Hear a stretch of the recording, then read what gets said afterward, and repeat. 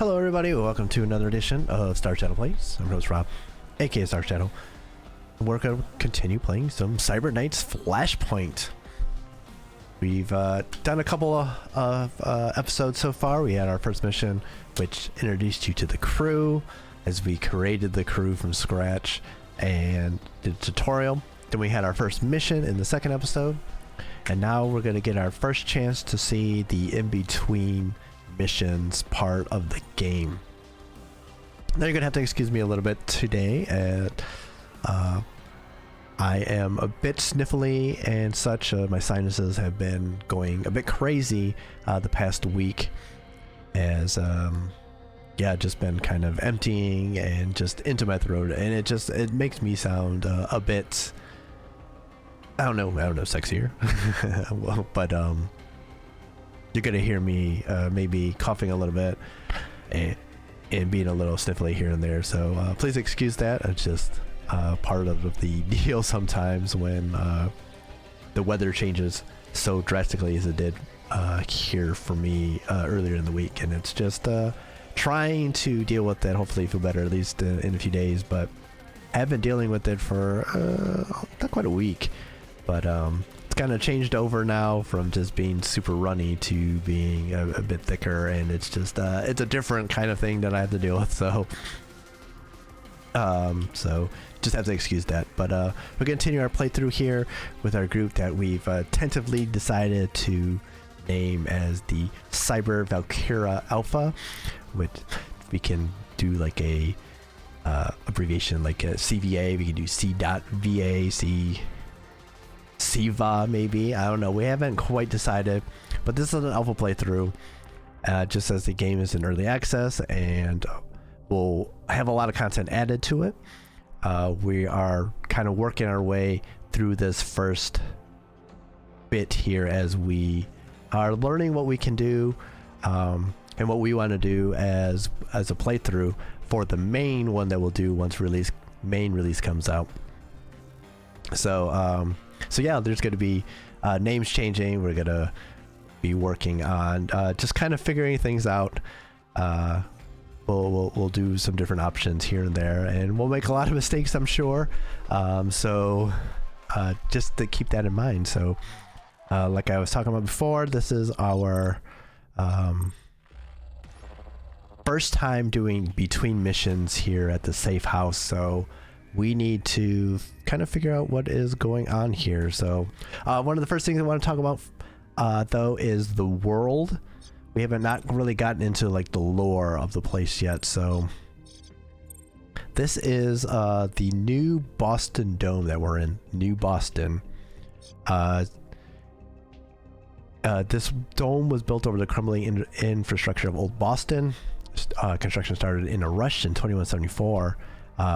By this point, the worldwide fallout from nano pollution was rising. So this nano pollution has caused a lot of destruction across Earth. And so this dome construction was controversial at the time, but most of the cities that survived the nano fallout started their dome construction near this date, early enough to be ahead when the worst of the fallout hit. So there are actually 112 megacities left on the planet at this point, all protected by the dome. So something like 2 billion people, I believe, is the lore, which is about like 18 million per city. So there's still a lot of people, but definitely, I mean, even compared to today, that's still a third of the population. Well, that's actually it's less than that. It's like a quarter of the population so we have now. So with this dome, largest structures are the towers, which are immense mile-wide buildings that also play a role as support pillars for the dome. And this, of course, is the luxury area. These towers, since it's a corporation headquarters, and high luxury residences are in this tower, which is very interesting. So we have a central tower. That's where like all the wealth is concentrated. So living space in the dome is extremely vertical. There are layers and layers of street level slices built on top of lower street level slices. Sub-districts there are as many as 16 cover slices in a crumbling pile. Dome is more than 10 miles in diameter and 1 mile tall at its peak. But before you think that there's only people inside the dome, we have news for you. In a joint venture between McKellen Heavy Industries and Matsumoto Global, started 11 years ago, major new exterior sections of land have been reclaimed for habitation. Each of these measures about 8 square miles and are situated to the west and northwest of the dome's center. So as nanopollution has been slowly dropping since 2203, these areas are now deemed habitable due to high walls, massive blower units that vault pollution overhead, and low-ranged ionized shielding. So even with these precautions, Ward 4 and 7 are deemed the worst available above-ground habitation in the zone, but still have 1.5 million hardy souls. So that's interesting. And now we get a little bit more about a couple of the mega corporations. One thing I did not point out is that apparently in this universe, this future, the cyberpunk future, there's definitely a space race that's gone on. There's people out in from Venus to Saturn, but there's still a lot of interconnectedness with Earth. There's lots of space stations orbiting Earth, and everything is pretty well connected. So survival on Earth is connected to all of that. So people haven't not quite started to leave to other planets yet, but there are definitely the start of that. And so the mega corporations are very powerful at this point. So you can see a couple here, McKellen Heavy Industries and Matsumoto, who we may remember from one of our mercs. We've seen Ultratech, but there's also Jupiter Group and Rook Technologies. So definitely, as you would guess, lots of super corporations that are trying to rule everything. So we have to be careful here. Under New Boston, so of the habitable and usable space of the New Boston Dome, 40% of it is underground. So many citizens live underground. Even though further you get from the surface, the worse the living conditions become, as is often the case in situations like this in literature and arts and media everywhere. The lower you go down, the worse things get, the more slummy things are. The rich and powerful like to be high up, close to the sunlight as much as possible, and the poorer people have to go down. So nothing new in this situation. But there is, beyond the sanctioned tunnels and inhabited structures, about 300 meters below sea level, something called the Under, which is a hostile, half-flooded network of construction tunnels and vast structural components that anchor the dome to the Earth's crust. Boston Harbor still there too. It's accessible from the ocean through an extensive system of locks, which can be opened to permit either submersibles or the rare surface cargo ship. So as the 23rd century carries on, shipping is beginning to grow again. So that's pretty cool. So gives you a little bit of idea of what we're dealing with right now in terms of the lore, what kind of future we have here.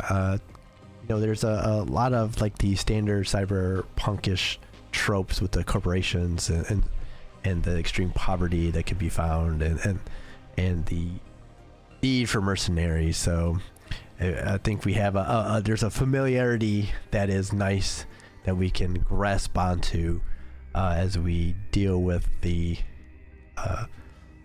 world around us. So we have, coming out of that mission, 2 of our mercs down, our Cyber Knight injured for a day and a half, and our Cyber Sword will be done, will be ready in a couple hours actually. One thing that's really cool is we also right now have 2 unspent points in class training. So we have a big tree here of talents and such available for us to deal with here. We also eventually be able to add, we could add a multi-class now if we wanted to, but it seems kind of silly when we have so much to explore here. And it looks like we have options that are would not be available even if we got that far, because we would need to add these implants in. So we have like the R-Graft, which would go into the deep brain, and the Cyber Heart that would have to go into the heart. If we, for example, we would have to go over here to the Cyber Surgery. We can see what we have already. We have like the Quantum Rider. We have available slots here, but we would have to have implants in order to put in, which I don't think we have right now. So we have we can look at like these talents here. Those are the ones that are going to be immediately available to us if we decide to go along. So let's take a look and see what's available. So we have a Quantum branch, a Heavy Armor branch, and a Survival branch. So if we go this way, and you can see we have these in between that will actually give us some attribute points and sometimes other things. So as we climb the tree, we will be able to increase our attributes, which as you can see, we kind of have an idea. Usually pretty easy to tell how things react here. So extra reaction gonna increase our move speed, so percentage is the same as the attribute. Strength, melee pure damage, which is good for us because we're using the sword a lot. 3% less recoil gen, 1% wound resistance. I believe this is, once we go up to 4, it'll go up to 2, so I think it's like a 0.5% per attribute point. Will has stress reduction, dump shock reduction, and built-in armor, which is nice. And then tech for critical chance and damage versus drones. Let's take a look at a couple of these talents here. We got like interference spike, debuff an enemy within 25 meters with -6 initiative. Also cancels enemy overwatch, which is not bad. New talent, tactical surge. Buff yourself and teammates within 25 meters with +2 action points immediately for their next actions in the turn order. That is really cool. Really cool. Because that's just not one person. That's everyone within a 25 meter. Ooh. It's +2 action points. You've seen how much action points are, how valuable action points are. So yeah, that's pretty big. I like that. We have this new passive talent called Steamroll. When killing a target, buff yourself and any teammates within 25 meters with +10 damage in ballistics and kinetics, +10 damage versus drones, and 10% move speed for the remainder of the turn. I would be very excited about this for the same reason that this one was very exciting, is buffs everyone within that range. Considering that I know in at least one future mission we will be doing some killing in pretty close conjunction to a lot of people, actually. This one would be very, very interesting. New talent centering. Buff a teammate within 25 meters with +15% to evasion and +15 cover bonus. Not bad, not bad. Get support one. And we have a security scramble. Disable level 1. Oh, that's the one we have. This would be the next one. Disentangle. Debuff an enemy drone within 25 meters, jamming its sense kit so it cannot detect teammates while unaware or suspicious, and applying -6 initiative for next 2 turns. So this will be valuable once we start seeing drones. I think for me, the two that I'm most interested in are this one, the tactical surge, and this passive talent. Because, like I said, I know we're going to be doing some sword killing here. I think we're going to go here first, and then kind of go here. And then if we might want to look into some of these. But you'll also notice that we have these upgrades as well. So if we hit the spacebar on one of these, we can see what the upgrades are. And these also cost a point. So we also want to be looking at some of these too. So like Quantum Look Ahead, the next one, if we wanted to spend a point. This is all targets gain extra -1 initiative and -10 move speed for talent's duration. So that's pretty good. I think excuse me. This one increases range. That's an extra max charge. I can't tell what that one is actually. But there's definitely things there that we would like, even like with some of these ones that we want to get, like this would have increasing the effect range. This will increase the damage and also give +1 move point. Oh man, that's awesome. This is an extra recharge here, so we can only do it once every 3 turns. So with that, so right now it would be at 4, but that would reduce it to 3. So that's also very nice. And like this one would have reduce a turn for use, increase the effect range, extra. Yeah, there's a lot of good stuff. This one just increases stuff here. So yeah, there's a lot of cool stuff here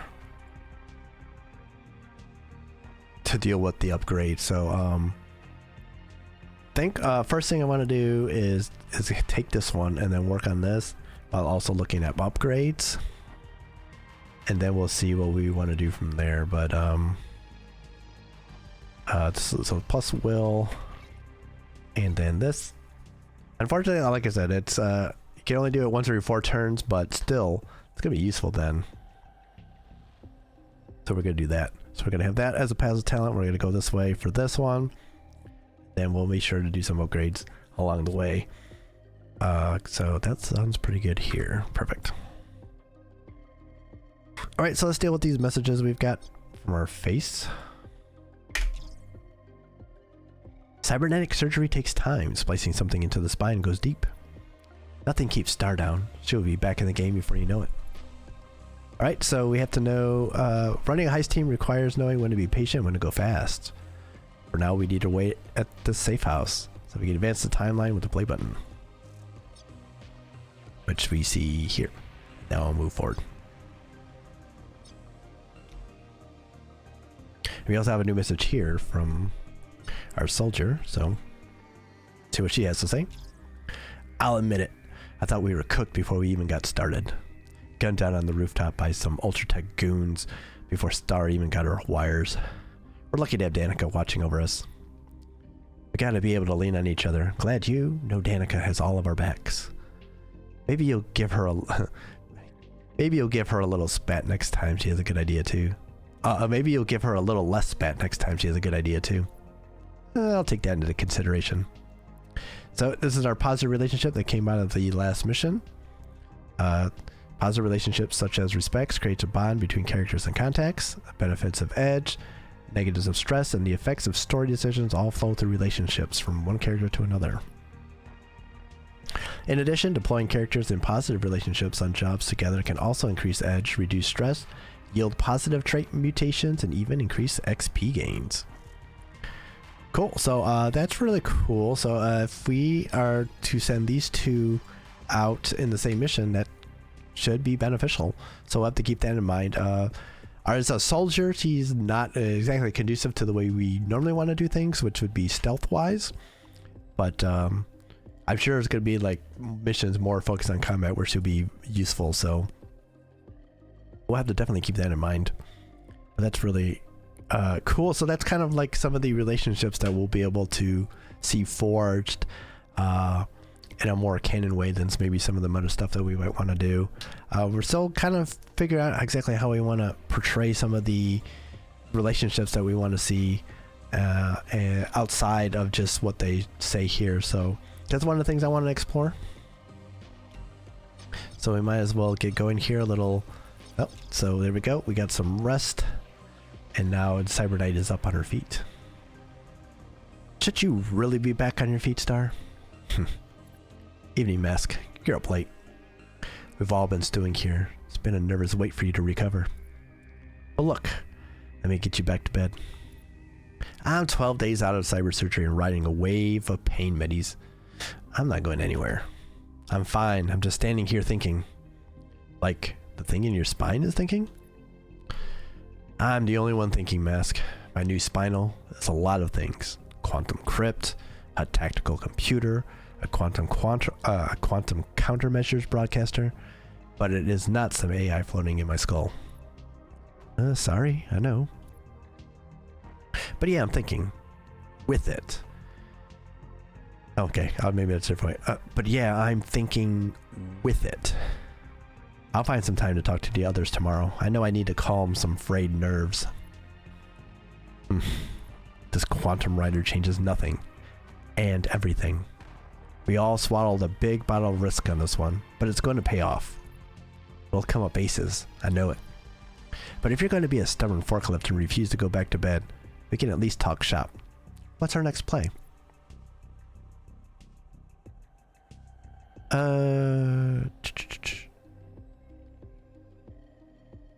Alright, so Ultratech, of course, is who attacked us on the building.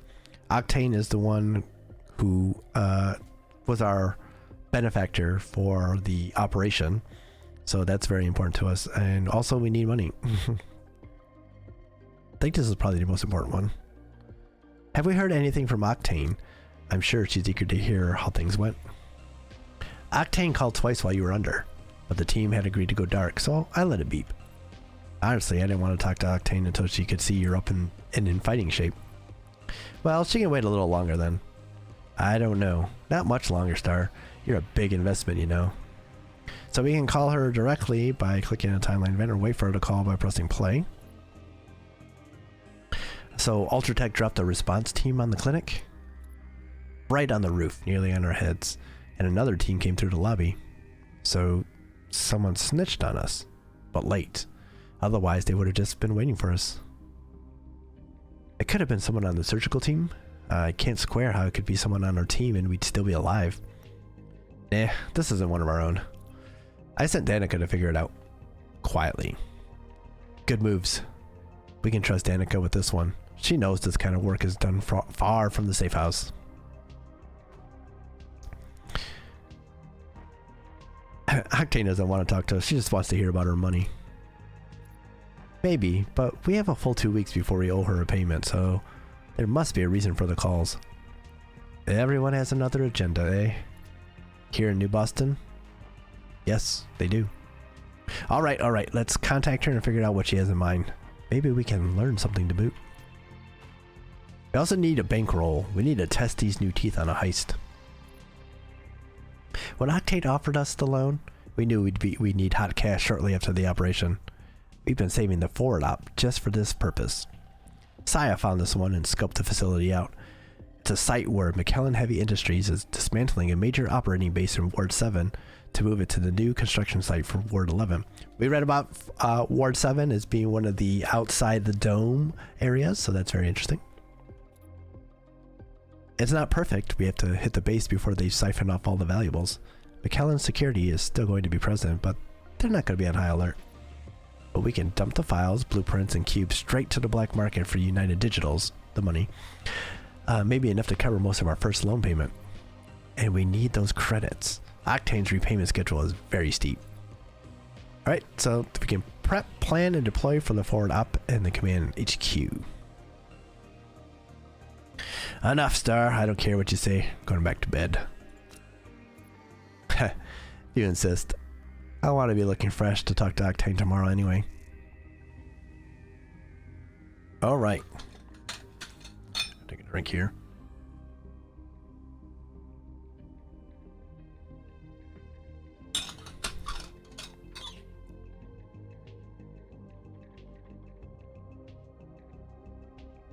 Alright, so we so this is what we have on our timeline right now. The legwork that Danica's doing, our hacker, will be done. Octane's going to want to talk to us a few hours after that. We have a forward op heist that's ready, and then our first loan payment would go through then. If we look at the command HQ, you can see, I wonder what this is looking like. We have an operation here. We would need 4 mercs, which we currently do have. Okay. I'm not sure if we did or not. So there is possible combat, stealth, hacking. So it would probably be nice to have our hacker available for this. We have active leverage as well available. We need to plug cameras and stuff. That's a lot of money for that.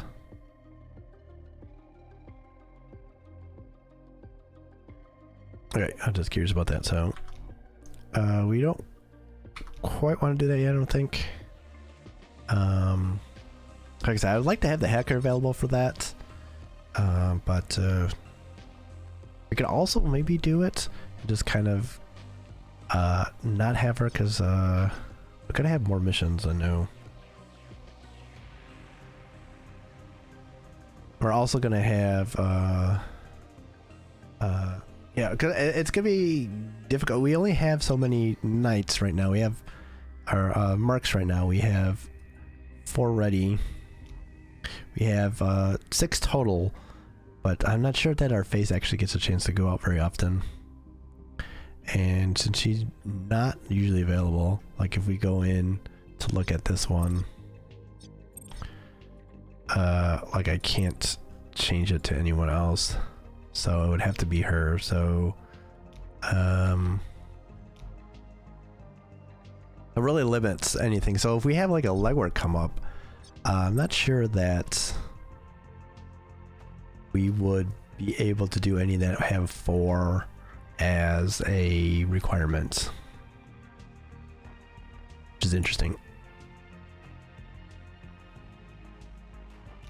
In our cold storage, we have this corporate invoice that we got. It'd be 10k. It seems like that's for a legendary. I mean, maybe we can keep this, and it might be worth something. I don't know. Might be able to like decode it further. I don't know. So I guess we can hold on to that for right now. But yeah, so right now what we're thinking about is whether to do this heist and make sure that we can actually get it done in case there's legwork, or in case that there's a mission that comes from talking to Octane, which there will be, and I'm not sure. Like from having done a little bit of this is a little bit new, because this operation here, this pending heist, the forward op, is a new mission that's been dropped in because the Treese brothers love to add more stuff, especially in early access. We're gonna have lots more added, whether it's missions, classes, weapons, all kinds of stuff is going to be added as we go along towards main release. So things like this will happen where new missions will be added. It will change how playthroughs will go, but even if you are in the middle of a playthrough and a new mission's added, you'll get a chance to play it. It'll be added in to your playthrough. It'll just be, maybe it might be out of order as to when it was actually going to be available. So already in the it's been 10 days or so since the games come out, half a month. We've already have a new mission that's already messing with the timeline from when I've last was playing. I mean, I have like the test server, or the test save I was doing, and this was not in there, so it kind of is changing things around. So kind of learning a little bit as we go here. So I do know that the legwork is there's going to be, the legwork is going to give us more legwork, which will affect the number of people we have. And Octane will give us a mission, and there'll be legwork from that as well. But I'm not sure how long the mission will actually give us, so that could affect things, and I don't want that to affect how things will go, because if we don't have enough people, we can't do some of these missions. So like this one, like I said, has 4, and if we have more than 1% on legwork, we won't be able to do mission. So it might actually be to our advantage to do this now, and then be able to deal with some of this. Although, yeah, it will depend on, if we get legwork out of both of these, it will depend on how quick some of the stuff will get done.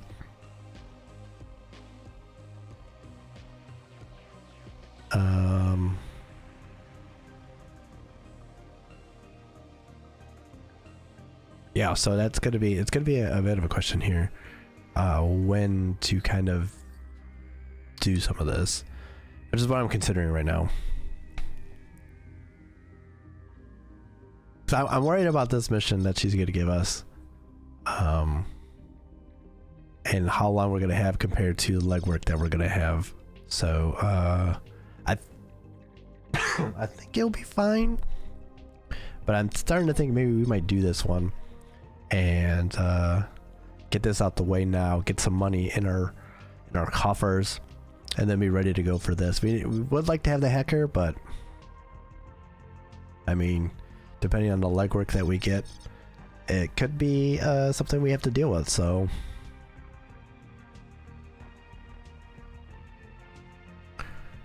yeah, this is something we have to think about. Maybe we might wait another day and get the heat down a little bit more. But I think that might be the best way to go, is to get this out the way, get ourselves some money,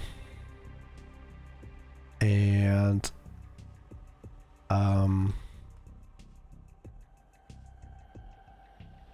be ready for what comes next. So yeah, I think that's what we'll do. So let's go another day here. Get this down to 19. And then we'll stop here, and in the next episode we'll go into that mission. We'll start working on it. We'll get it done, and then we'll be back here to move on. So we got a taste of what happens in the safe house in between missions, and there'll be definitely more to come here. So we got a little bit of lore today. We got to see a little bit of what's going on with some of the relationship building between characters in the game. We are still kind of thinking about how we want to represent some of the conversations and such that aren't being represented, because we want to add some character to some of our characters. Obviously right now with my voice, I couldn't even do voice real good. I couldn't do a real try of voice acting if I wanted to, but definitely want to try and bring a little bit more personality to them if we can, because I mean, we have some idea from their traits here, but there's still a lot that we need to really work with here, because like I said, we know the FaZe and Cybernite are good friends. They've been friends for a long time, even though it's kind of interesting that only these two have, I guess it's in relationship to the Cybernite though, so they've been friends for a very long time. But yeah, so we will be working on things here. Had to figure out how some of this stuff works. But yeah, that's to come. We'll think about it some more, and what, I'm not even sure what this one is actually, but yeah, so we'll stop here, and like I said, we'll push forward and do another mission, and then we'll kind of get into the habit of this loop. So thank you all for watching and hanging out and seeing what's going on. Got a little taste of the safe house. We got, like I said, lore, and we will have some options. So we'll weigh some of the stuff up again, and we'll see how things go. So look forward to that. If you enjoy yourself, of course, like, comment, subscribe, share all the good stuff on this video or any of the other videos you happen to watch. Do appreciate it. Shout out to all the subscribers on the channel already. I do appreciate each and every one of you. We're over 70, which is wonderful. Thank you all. It just amazes me each time I see it. So thank you. So links in the description of the video to Twitch and Twitter, and if we add in other social media, will be there too. But yeah, I mean, we do some streaming on the weekends, on Saturday nights, and Eastern Standard Time, if you want to come hang out a little bit with me and some of my friends as we just play games and be stupid. So definitely can come check that out if you like. But that is going to do it for me tonight. Hopefully y'all are doing good out there. You're doing better than I am. So stay good, stay safe, stay healthy out there, and I will be back with another episode very soon as we continue on, and we'll see what the next mission is going to be. So y'all be good until then, and adios for now.